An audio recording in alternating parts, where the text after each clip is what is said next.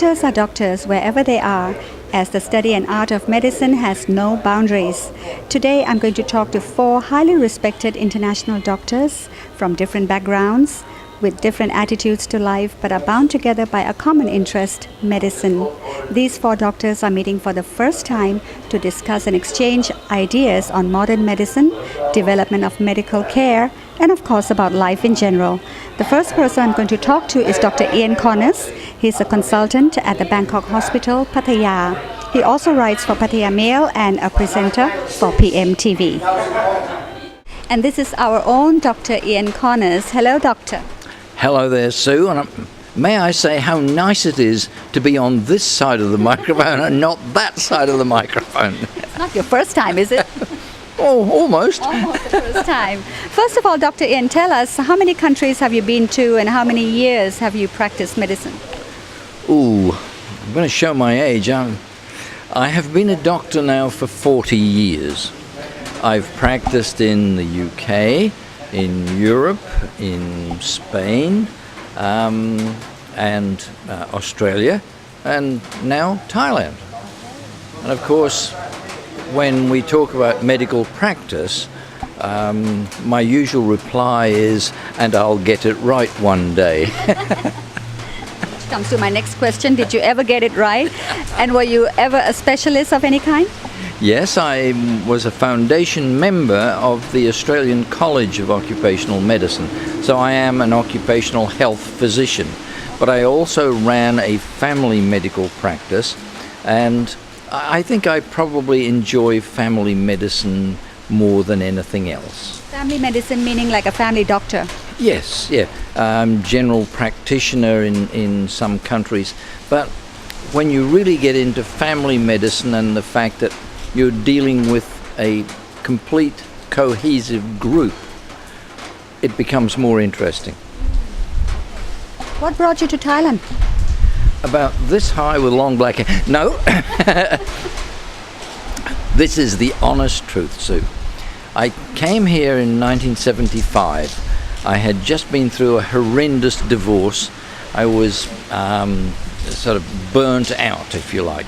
A friend of mine had a business interest here in Thailand, and he said, "Come on, mate, you're going to Thailand, you're going to have a holiday."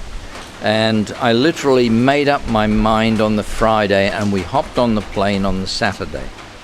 We arrived at the old Don Muang airport, and I stood on the bitumen, and I turned to my mate and I said, "I'm home." You know, I was thinking about the same thing, but the other way around, that, hop on the plane, go to Australia and settle down. Don't. It's expensive. But my baht won't make it, so it's not going to happen.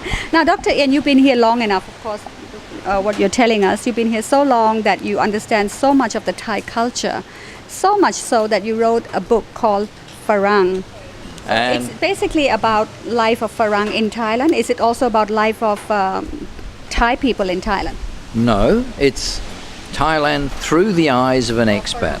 So I go to things. I mean, I go to Vientiane 3 times round the temple and things like this. But it's written from the Farang perspective, and I think I sort of can show differences between the 2 cultures without crossing the cultures and getting anybody upset. Okay, so yours is a bit different from other books that we see on the shelves, like Private Dancer or what have you, right? There are no dead buffaloes in my book. Not even sick ones? Not even a sick one. All right. Now back to the meeting tonight. What initiated this meeting, and what is the purpose? What do you want to gain out of this?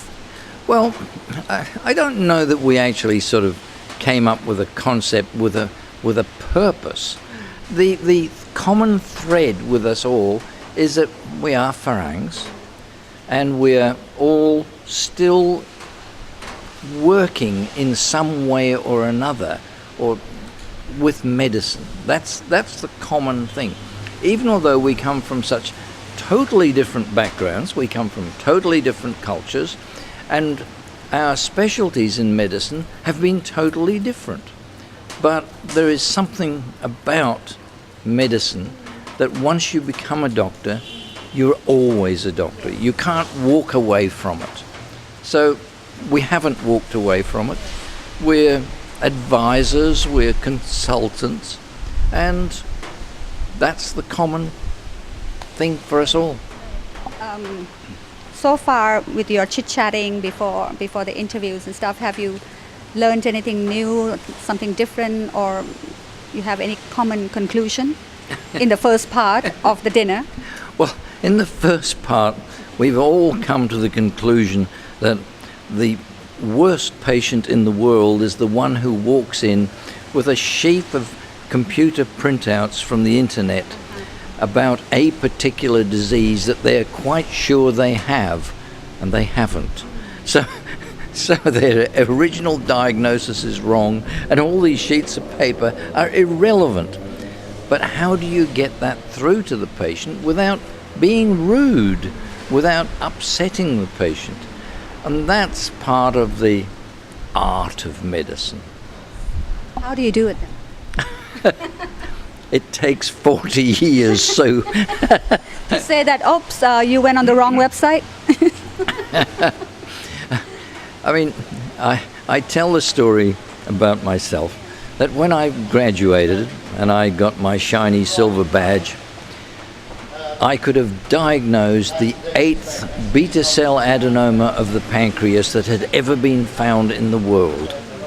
But I didn't know what to do about tonsillitis in children, which is so common. And that, I think, is a reflection on the medical training. You're trained for all these exotic, wonderful things, but the ordinary day-to-day things you generally pick up from the nursing staff. So you're a consultant at the Bangkok Hospital Pattaya now. You deal with a lot of patients.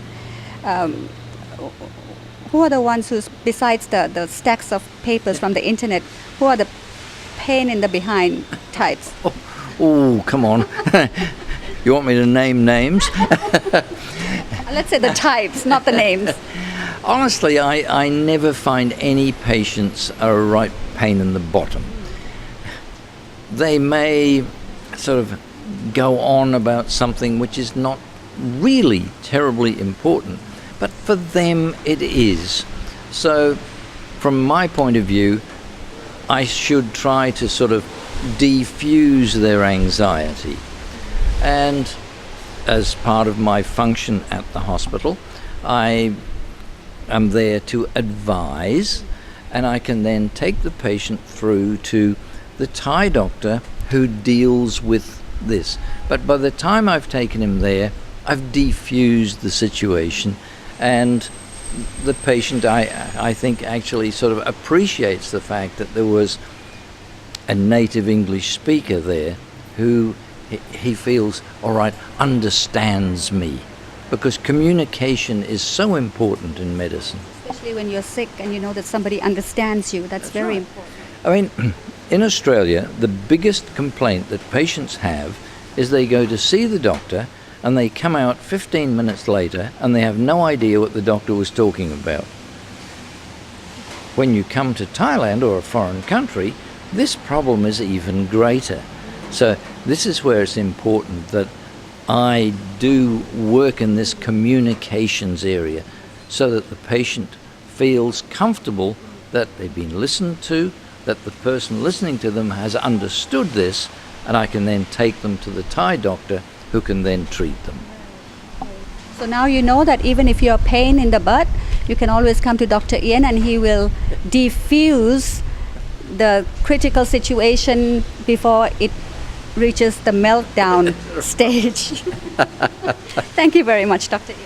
Sue, thank you. It's great that you've come along, and you're going to meet all the whole four of us, the four musketeers, and I am looking forward to some of Louis Noel's lovely food. Yes. Thank you. Thank you very much. I'm now with Dr. William Van Uwick, an honorable member of the Rotary Club Jom Tien. Dr. Uwick is a third-generation pharmacist who did many clinical trials and research on new drugs and also studied pharmacology at Stanford Research Institute. Dr. William, did you specialize in any particular drug you studied? Yes, after my study general pharmacology, I went into the field of clinical immunology. That's my specialty. So I worked for the Pasteur Institute and I developed and patented all kinds of vaccines. And my biggest success was to translate the injectables for children into sublingual, a drop under the tongue, vaccines for hay fever, for house mite allergy. And well, these patents are gone already, but it's nice, because it makes you more or less immortal. The United States Patent Office has to keep this in the records forever and 3 days. Yeah. But my specialty for the last 10 years, 15 years, is the non-toxic tumor treatment, so cancer. And I'm retired, but I still do some research and I still have some special ideas about this horrible disease, cancer. The reason that I did it is that I walk around already 15 years in bonus time with my own prostate cancer, which you can control. You cannot cure, but you can control. And there is the progress in the whole field of this, let's say, cancer industry is in the diagnosis, in the diagnostics. Therapeutic, it's still the same. Surgery is first choice. Then you have this radiation, and you have chemotherapy, but there is not so many progress, and you should be careful what kind of treatment you should take, because most of the patients die from the treatment, not from the cancer. That's what I think, from the radiation and chemotherapy. Yes. What's your idea about these things? Would you recommend it, or you think that if this is the only choice, I think that it's 50-50 anyway? In medicine there is no hazard, cannot. But if you should make the choice very carefully and not too quick.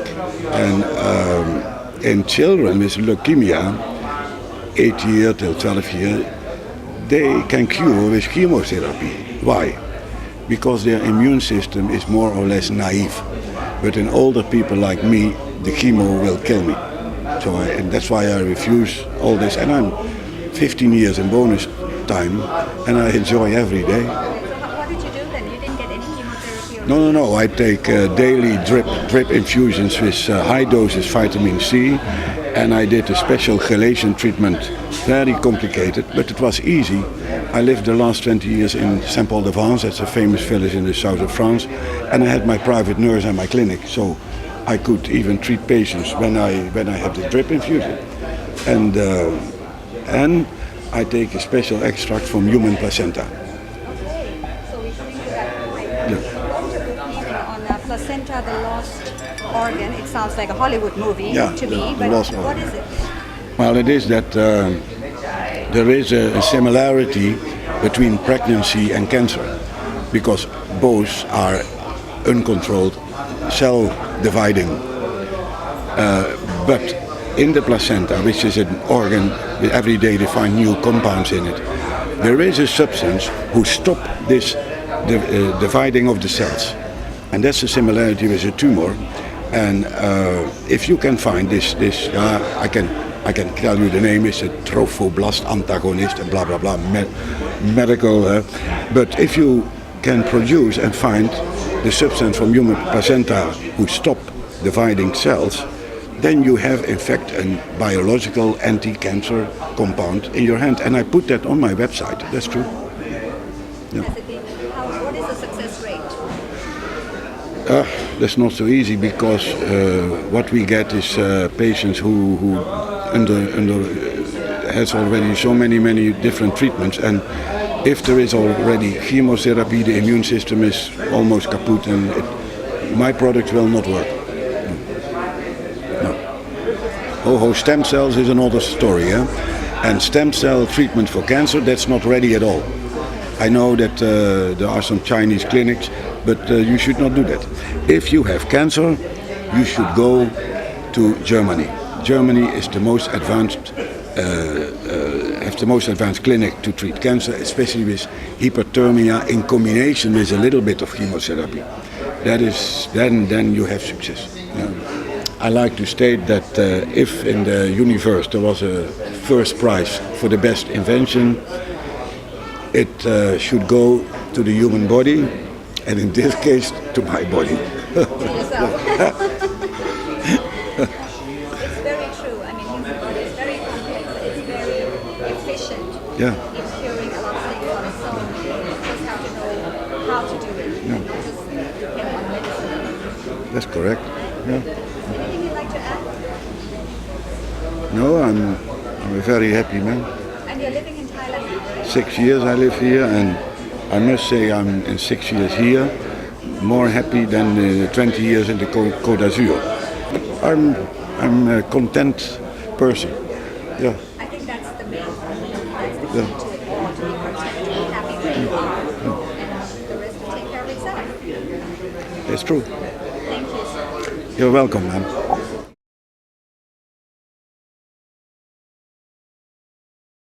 Dr. Philippe Sir is French and he came to Thailand more than 20 years ago.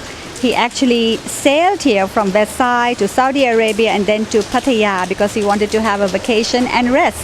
But that never happened. Why? Why? Because after this rest, which is so happy time, then one friend of mine had HIV/AIDS disease, and I decided to help my friend. And then I got some other people who know me who had the same disease. And now, till today, is 12 years after, 1,076 patients already that I have helped with this disease as a friend. What is the difference? If you're a specialist about HIV and AIDS, what do you have to do special than what a normal doctor would do? Yeah, I think it's about any good doctor is an experienced doctor. You know, you see a lot of patients, and then you, like any professional who has a lot of practice, then it can be good. So here it is about the quantitative challenge also to adapt, but it's about, you know, to give some heart. It is the medical knowledge, the experience, but it is also a very special disease which can touch so many people in our community. And in Thailand the problem is huge, because you have about 1 million Thai people with HIV infection. And thanks to the development of the public and private national schemes, the NHSO and the SSO, now you have about 200,000 Thai people who are on free ARV. You know, that is free medical care, and there is also free medical care with antiretroviral drugs. But not all ARV are free yet, and you have so many challenges beyond the ARV proper. So that's why you need to develop a competence and a special fiber to attend to the needs of the people with HIV/AIDS. When you said that there are more than 1 million people affected by HIV, is this an official number or is it? Yeah, so there were altogether 1 million Thai people infected with HIV disease. This is the official number of the Ministry of Public Health in Thailand. And a lot of patients died before that there was a proper answer, a scientific, medical, and finally public health answer, I mean, in the public infrastructure. Now we have it, you know, it came with a special project, the NAPA project, then the 30 baht scheme, and now we have the universal care in Thailand. We call this NHSO in English. Sobosocho in Thai, or the Prakan Songkhom, the SSO. And I told you this number is about nearly 200,000 Thai people who are now on free ARV care. But if over 1 million is an official number, what do you think is the real number? This is the estimation. Everybody is working with this estimation. Yeah. You have to just go with that number. Yeah. In your own opinion, what is the situation really like now with HIV/AIDS in Thailand and around the world? Yeah, so there is a stabilization worldwide of the number of persons with HIV/AIDS disease. Fortunately, we have a stabilization, and one explanation of this stabilization is globally there is less new infections. and also globally the number is estimated at 40 million, and you have 6 million plus people who are already on treatment worldwide. So it is explaining why you have a limitation, because the treatment is a very good thing for the secondary prevention. You know, somebody on medicine is not contagious anymore. This is very important news, because now we are faced at the same time with some new infection, especially in subgroup of our community, and everybody should know that there is treatment for HIV infection. No need to wait for AIDS. A lot of people are Until it's full-blown. yeah, and they should have a test, like President Obama said. You know, take the test, take control of your problem, because in case you are in good health, but the blood test proves positive for HIV infection, then the next step is to go and see a doctor. And then if we see that the immune cells are going down, the CD4 cells, we can give treatment, which I repeat is free now in Thailand, to prevent AIDS, to prevent the acquired immunodeficiency syndrome. And then you keep your normal life. I repeat, you are not contagious anymore. And then it's okay. Still at the same time, we see some people who did not, for whatever reasons, accept that they cannot accept that they are HIV positive. But when we give proper explanation, when you want a test, it is anonymous. What about prevention, like education and all that in Thailand? What is being done about this? Yeah, so this is very important, because we want not only to have a specific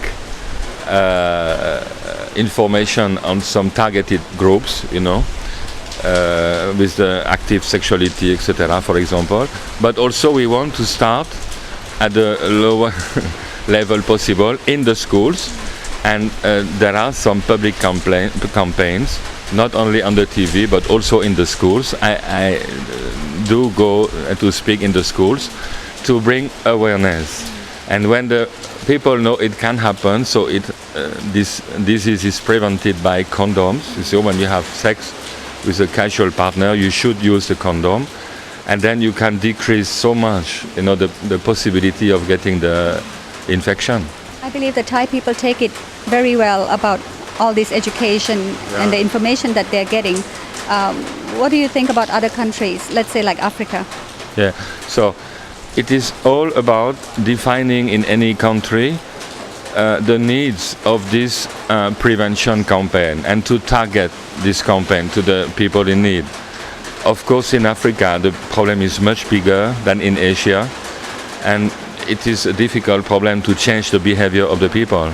But at least we should repeat that everybody in doubt about any possible infection should not auto-discriminate himself or herself.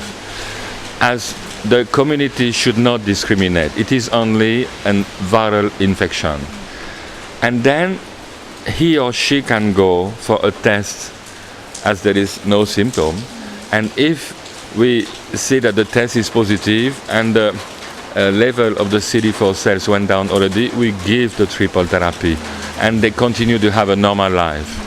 And the third possibility is, in case the people have symptoms already with AIDS, with opportunistic infection like tuberculosis, meningitis, whatever, we can still fight. Most of the patients are recovering well, but no need to wait for this sickness. Can this be completely cured? So, still now in the world, we do not have any medicine which can eradicate the virus, which can cure. But we have this medicine, the antiretroviral drugs, which you need to take every day, like we take for the blood pressure or the diabetes. We don't have the cure of diabetes or blood pressure also. To control it. Yes, to control. And by doing so, your immune system is getting back to the normal. You have a normal life, you work normal, and you wait for this day in the future when we will have either a super vaccine or a special genetic treatment, whatever, which will get rid of this pandemic. Okay. Anything else you'd like to add? No, I just want to say thank you for Pattaya Mail to bring awareness for this disease with this interview, and to say again the message of prevention. Anyone in doubt should go for a test, and then you can just take this medicine to keep a normal life. Thank you. Thank you very much. Yeah. I'm now sitting with Dr. Olivier Meyer. Dr. Olivier has a clinic at Day-Night Hotel, and he's the past president of the Rotary Club Marina, which is the only French-speaking club in Southeast Asia. Good evening, sir. Good evening. What brought you to Thailand? I came first in '87 as a tourist, and I traveled 6 months in Southeast Asia, in India, Nepal, Thailand, Indonesia, Singapore, and I really enjoyed to be in Thailand. And I came back as a tourist, and I had the chance to work as anesthetist with the International Red Cross in 1991 in Aranya Pratet, near the Cambodian border. I worked for the Khmer refugees, and I spent 1 year working with the Thais, and I really enjoyed, and I thought, why not coming to Thailand? How many patients did you have to deal with every day? People affected by the landmines, I believe? Between 40 and 60 a day. Wow. So the International Red Cross took care of surgery, that means emergencies, but also some cesarean sections. We worked with Médecins Sans Frontières, who took care of internal medicine, and Handicap International. For instance, someone who lost their legs, they need some artificial legs, so Handicap International did them for them. So how many years has it been now since the last time you were there? 1 year. It One was year in ago. 1991. Oh, you were there for 1 year, but that was in Yes. 1991. Yes. And since then, do you know the situation along the border? Since then? When I worked there, they began to close the camp, and they began to repatriate the refugees because there were no need to have refugees in Thailand. I know they closed the camp in '93, I think. And what is the situation with the landmines and the people there now? Do you know? Have you looked it up? It's still very difficult because there are plenty of landmines, and they have trails, they know where to walk. The problem is when it's raining, because the landmines can move a little bit, so when it's raining it's dangerous to walk again. And who's helping them now if the Red Cross is not there anymore? There are some NGOs over there, and they try to clean the landmines, but there are millions and millions Of landmines. And I'm sure that people are affected by that on a daily basis, but not just the NGOs. Is that enough people helping them, you think? I didn't go there since a long time. I don't really know. Yeah, okay. And how long have you been a general practitioner now in Pattaya? 12 years now. I came in Thailand in '96. I worked in Bangkok for 3 years before coming to Pattaya. I had to pass my examinations to get a Thai medical license. I opened my clinic in '99, and now I work as a GP. I'm anesthesiologist and intensive care specialist from Switzerland, but it's more easy to work as a GP here because I work on the front line. And at your clinic, what do people come in for? What are the most cases?